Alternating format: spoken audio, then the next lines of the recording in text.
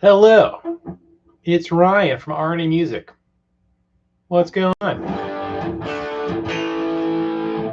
We are still alive, shockingly enough. Okay, let me trying to. It's been a while since I've done a live stream. I don't know if you can hear this very good.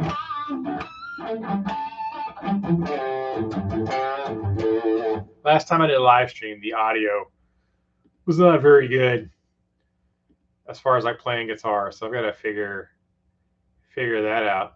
Let me see if I can find some stuff.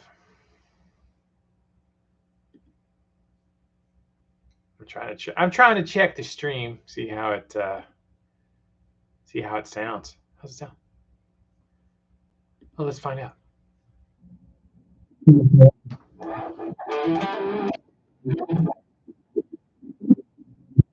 the guitar sounds like crap. Okay. Well, that's not going to work so good.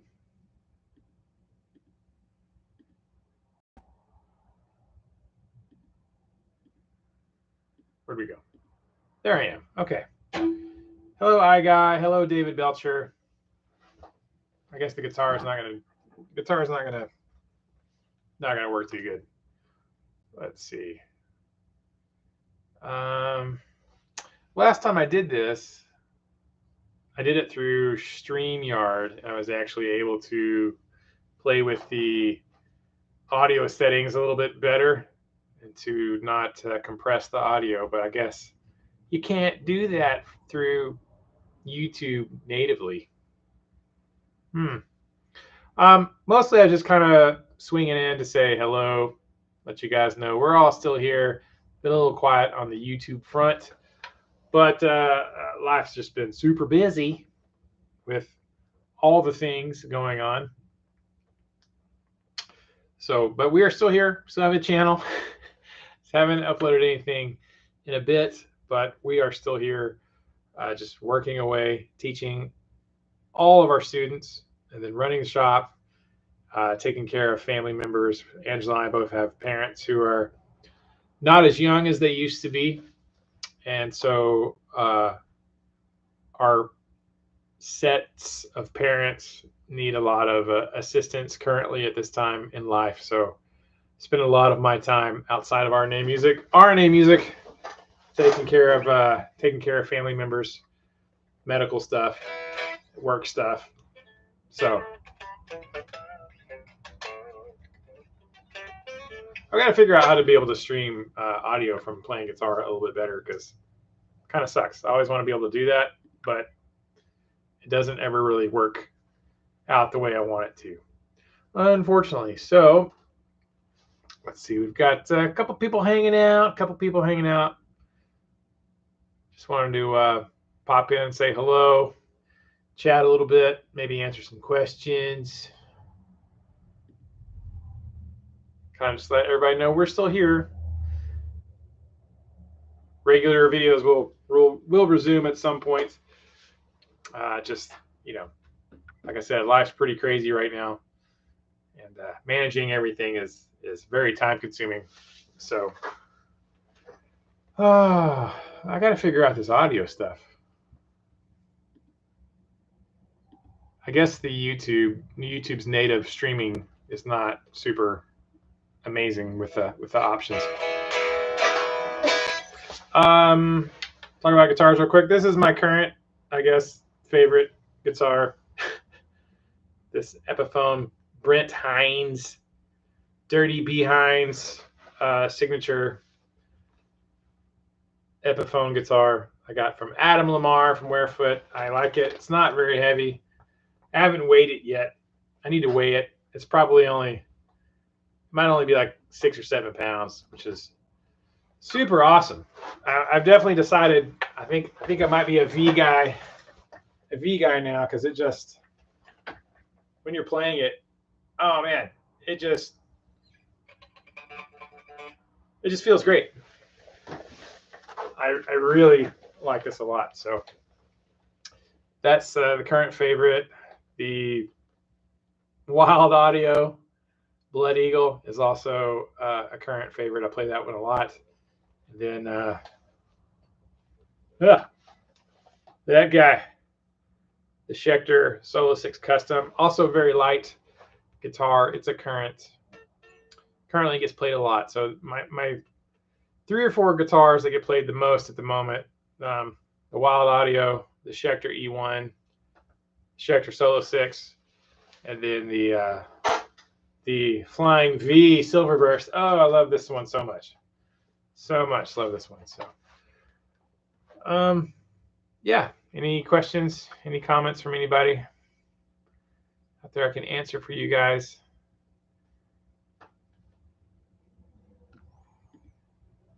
If not, that's fine.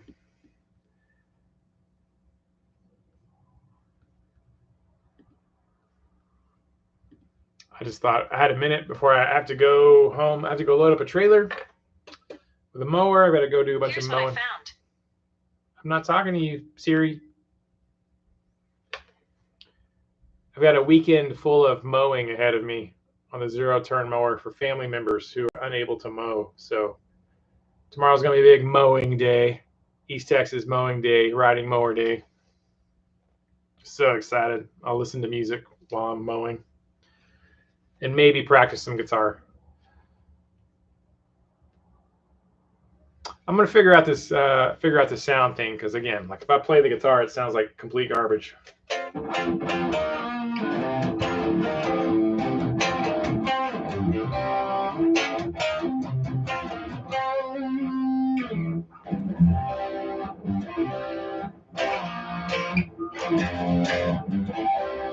I don't know why. I've got to do that through the interface or something. So,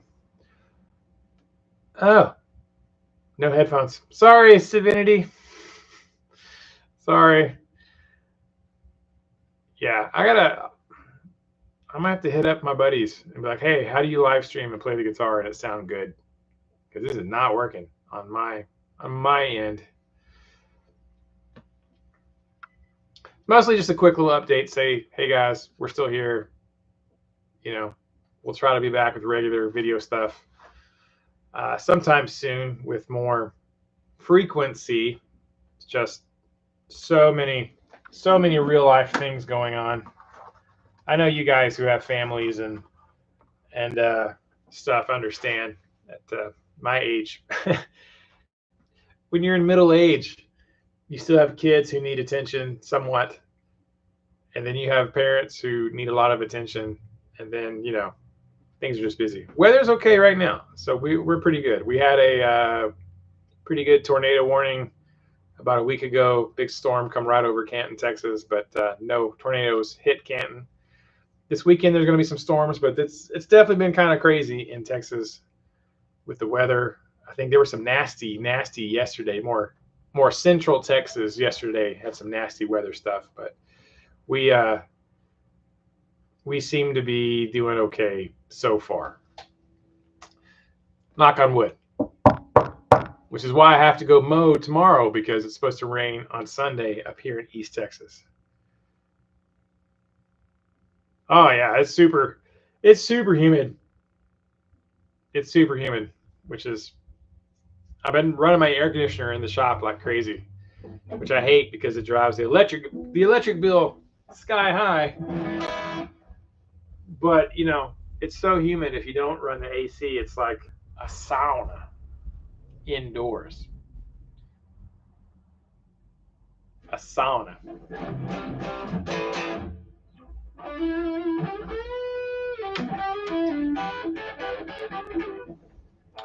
Anyways, okay. I don't know. I just wanted to get on for a minute and say hello and say thank you to you guys and girls who are still hanging out and watching the RNA videos when they do come up. So I do appreciate you guys and girls in circles. And yeah, so I'm going to figure out the live stream thing where I can play guitar and it not sound like complete trash. I may have to go back to using StreamYard, because I feel like last time I did stuff with StreamYard, I was able to do that. Oh, okay. Finally, a question. Divinity, thank you. Best blues player to learn pentatonics from? Oh man, that's really good. Well, there's so many good ones. Like, it's really hard to choose. Any of the older guys obviously would be really good. I've been on such a ZZ Top deep dive for the last however many months. I've been really deep diving Billy Gibbons stuff for the Tribute Man thing, and it's been great. It's been a real education for me studying Billy's style and how he plays, and it's none of it's really, I would say, super difficult. It's not like Stevie Ray Vaughan. Like Stevie Ray Vaughan's like another planet, another universe of guitar playing.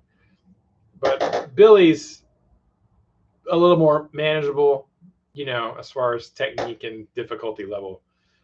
But I've enjoyed him a lot. He's got some real tasty stuff in his playing. And of course, he cut his teeth on all the legendary guys too. So I couldn't say who the best is, but right now I'm deep diving Billy Gibbons, and I really respect his playing a lot. It's hard. I was telling somebody the other day, like, doing this ZZ Top thing has just really stretched me so much, because in a way I think playing like heavy metal and hard rock stuff is easier because everything is so like on the grid and precise rhythmically. It's just like, mostly it's mostly very strict on the timing with metal stuff. And with ZZ Top and blues in general, it's a little more loosey-goosey on the timing, but it's not so loosey-goosey that it just sounds like crap. Because you hear people who are kind of loose with their timing and their playing, and it just sounds sloppy. There's a difference between being sloppy and being loose with it, but it feels good, the groove with it. So the licks are one thing, but playing them with the right sort of feel and timing to make it swing, and feel good is really fairly challenging, I would say. And I've really enjoyed it though. It's been really fun. Yeah, Zach. I mean, most of all of Zach's stuff is pentatonic hardcore. He had a series called Pentatonic Hardcore, and that's where I really started learning my pentatonics. Was, of course, I was and am a massive Zach fan. And then, but Dime, same thing too. But Dime is very more. I think Dime. You hear a lot of Van Halen's influence in Dime's playing. He definitely knew his pentatonics and his blues scales, but he also did a lot of the 3-note per string stuff, and he did a lot of symmetrical run things like Eddie would do, like a. Where is it? Where he would take the same shape across the neck.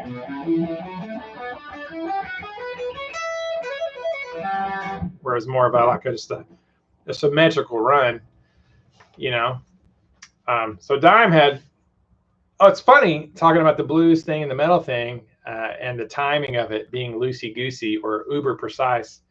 Dime had a lead style that was very fluid and kind of loosey-goosey on the blues side of things.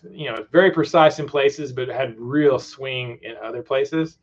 So maybe that's why I like Dime a lot. I mean, I can hear, it's like you hear a little bit of Billy Gibbons, ZZ Top in some of Dime's solos, like, but, and Zach is all about the pentatonics, but he absolutely ripped all of these Randy Rhoads solos. If you go back and watch some of the live at Budokan, I have that DVD.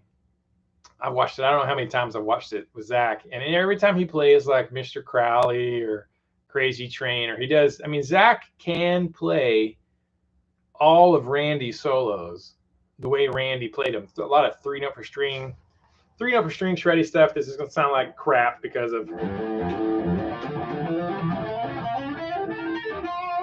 all that stuff.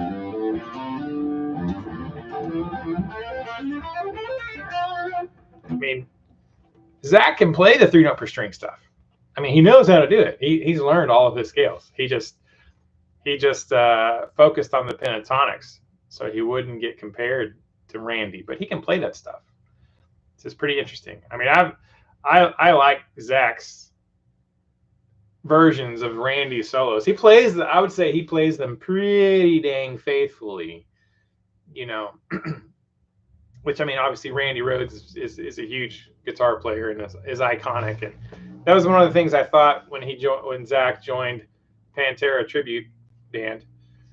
I was like, well, he shouldn't have a problem playing Dime's solos because he plays Randy's solos, and Randy's, friggin' amazing, right? I mean, Randy and Dime are different, but it's like, still technically pretty difficult stuff, I would say.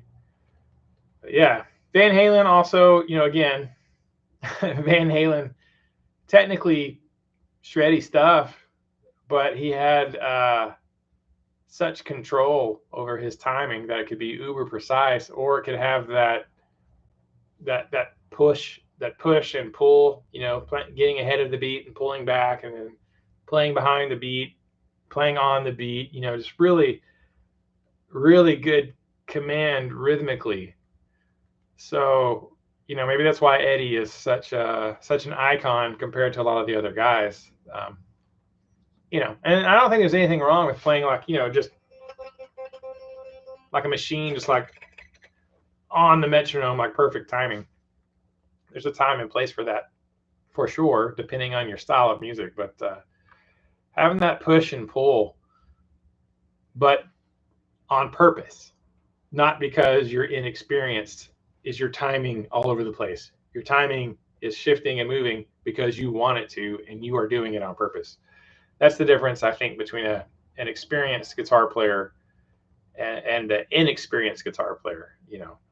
Having complete command over your rhythm and timing because you're good, or because you just practiced a lot, versus having loosey-goosey timing because you just haven't played enough. But anyways, yeah, so I was just playing some Guns N' Roses with the student who just left a while ago, and I'd completely forgotten how to play one of the solos. It's been a long time since I learned or practiced a Guns N' Roses solo, but still, Slash was a big influence when I was a young man, a young guitar player. Slash is great when it comes to the pentatonic stuff, and his playing is just so tasty, man. He's just really good. If you like blues-based stuff, Slash is hard to beat. Yeah, I mean, Eddie was just, great. I mean, again, timing is such a funny thing. I mean, I was a drummer first before I played guitar. Like, I went all through college on percussion scholarships and playing drums, drum lines. Sorry, I got something in my eye. Percussion stuff, played in the jazz band, played in the drum lines, did all the percussion stuff. And it was like, uber precise stuff. So I think my sense of rhythm is a little more well developed as a guitar player because of my years as a drummer.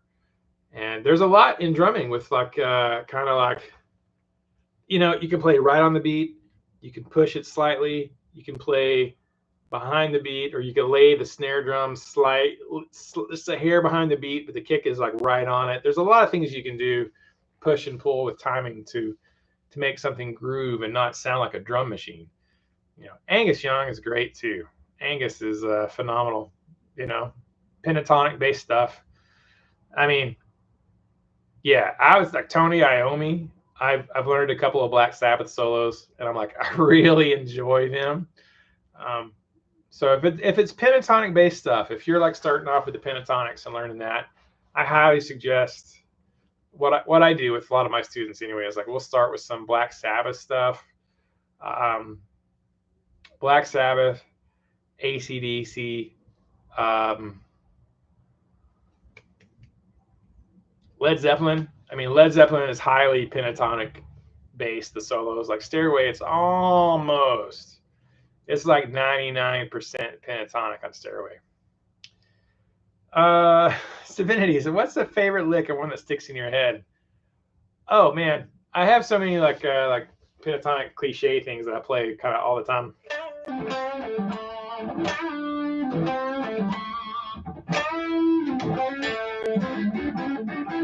I like that little thing. One of my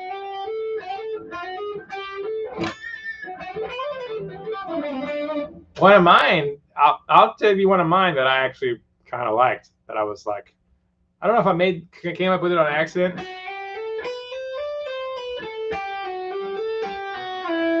Is that right? Nope. Ah, that's it.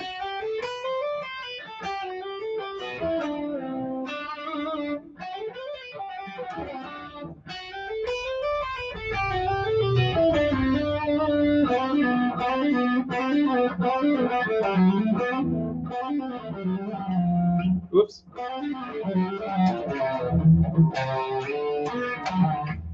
Anyways, this one.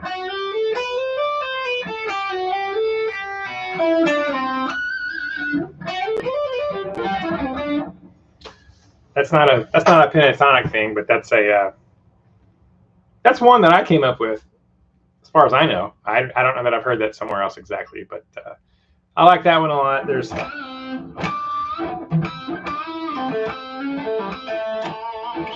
I played so much. I've been playing so much ZZ stuff the last few months. It's like I'm sort of stuck in pentatonic land.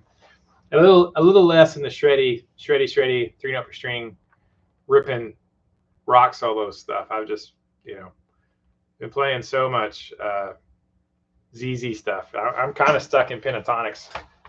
I need to get back to my 3-note per string shreddy shreds. So yeah. Oh, Bruce Craig mentioned Angus Young. I've taught so many students recently how to play Back in Black on drums. And man, it is so good, because a lot of times in those old recordings, they didn't really record to a click. They just, got in a room together and played. And Back in Black, there's a bit of push and pull with the beat. Like if you put it on a grid, it wouldn't be on the grid.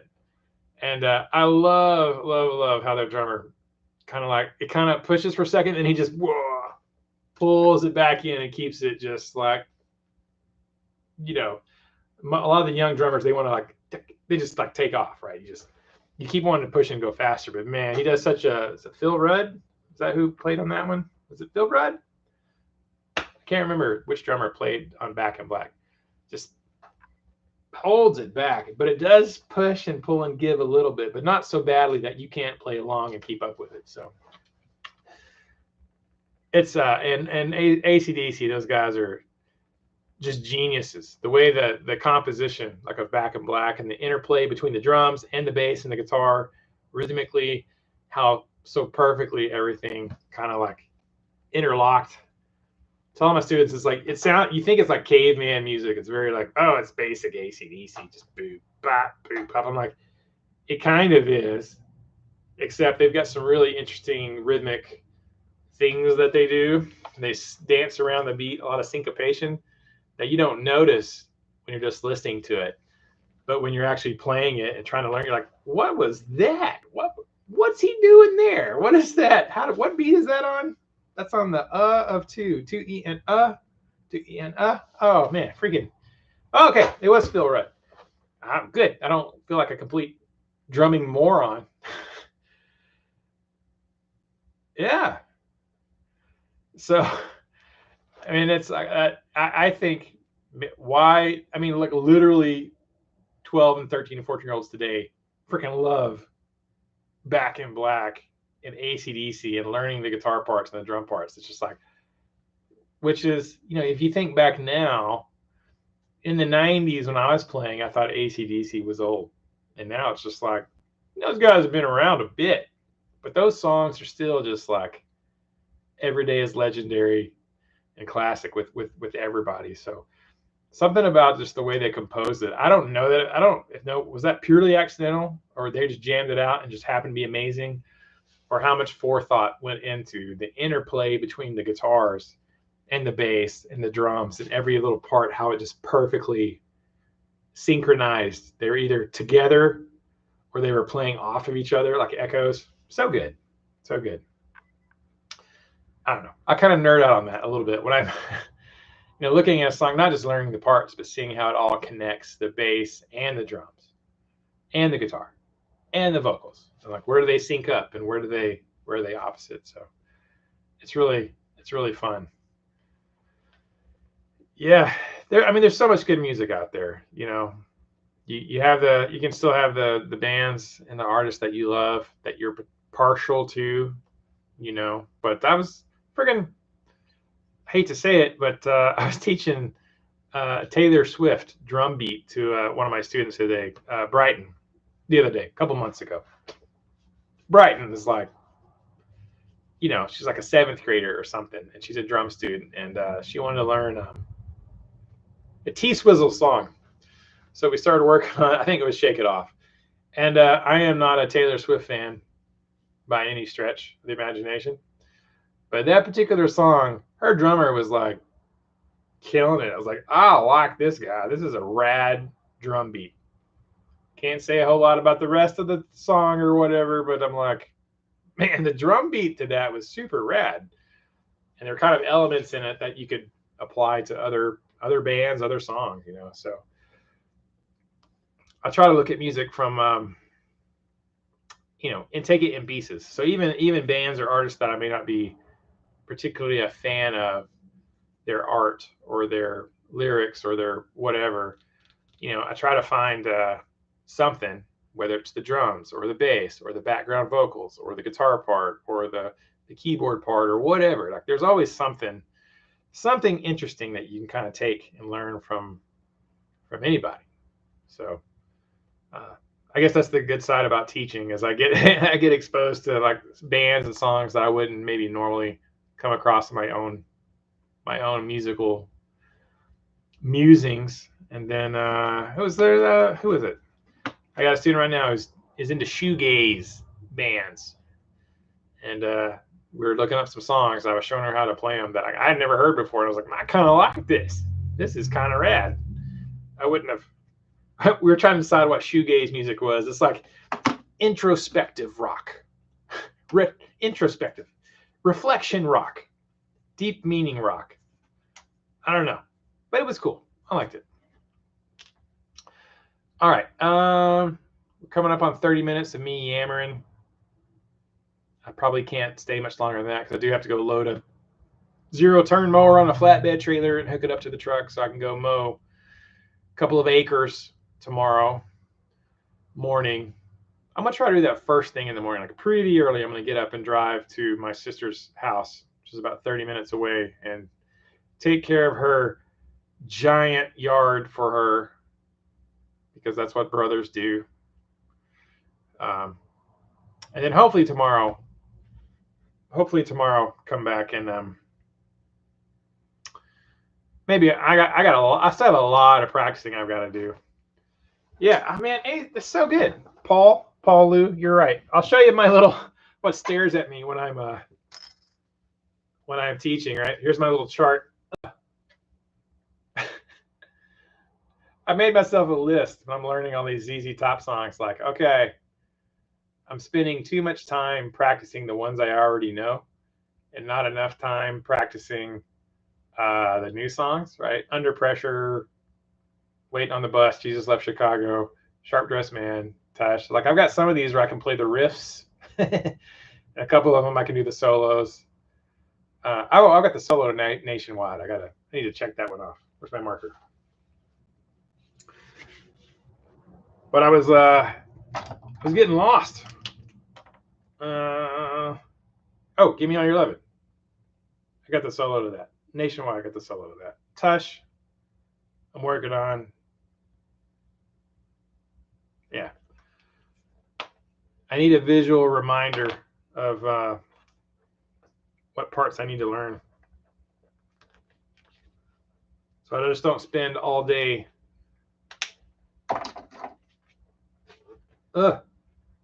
practicing the stuff I already know. You got to practice the stuff you've learned so you don't forget it. But it's for me, anyways. I found it's easy to get distracted and just keep playing the songs I can already play pretty good because it feels good.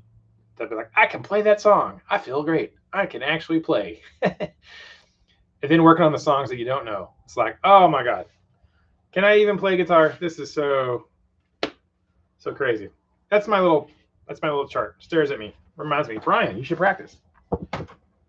After you take care of your parents, and after you take care of your kids, and after you teach 60 guitar lessons, and after you teach, all week long, and take care of your dogs, and take care of your house, and take care of your business. Oh my gosh. Life is busy. Life is busy. You guys know this. My life isn't any busier than your lives. Everybody's life is busy. I'm just trying to manage. Mine's busier than it's ever been before. So I've never had to juggle this many things. I've never had to juggle this many different problem-solving opportunities in my life. So I guess the older you get, the more opportunities you get to solve problems for yourself or other people. Or other people. Golly. There's no end to it. Okay, it's been 31 minutes. Let me say some shout outs. I Guy, what's up? David Belcher, Savinity, of course. Dastardly Dave. JMK2112. Bruce Craig, David Belcher, Paul Liu. Thank you guys for popping in real quick and just listen to me waffle on for about 30 minutes in chat. I haven't done a live stream in so long. I kind of forgot how to do it effectively. So I'm sorry if the audio was crap. I think the guitar audio was crap, but I'm going to figure that out soon, I hope, and get some good audio recording. We have amazingly fast internet now at the shop, so internet is no longer the problem, but getting good video and audio still seems to be a challenge. So, all right, I hope you guys have an amazing weekend. It's Mother's Day Sunday, so God bless you guys who still have your moms. Give her a call, say hello. If you have wives, mothers of your children that you're still with, do something nice for your wife. I want to try to do something nice for Angela on Mother's Day. My mom lives pretty far away, so I can't really make the trip to see my mom on Mother's Day, along with all the other things I have to do. But I'm going to FaceTime her and, chat and talk to her. And, Mother's Day. Mothers. Mother truckers. All right, so I hope you guys all have a great weekend. If you don't follow us on Instagram, go check us out on Instagram and Facebook. I probably post a little bit more on the gram than I do on YouTube at the moment. But thank you guys so much. I definitely trying hard to get back to more regular video stuff soon. So thank you all very much. I just want to pop in and say hello, that we're all still here. Me and Angela are good. Our boys are good. We just have a lot of external family stuff that we're helping at. We are just helpertons all day long. Thank you, Dale Palmer. Thank you, Dale. You guys have an amazing weekend, I hope, and I will see you next week. Lord willing, and the creeks don't rise as they have been rising in Texas lately. All right, see you guys later. Y'all be safe. Much love. Keep the music alive. Bye, guys. So excited.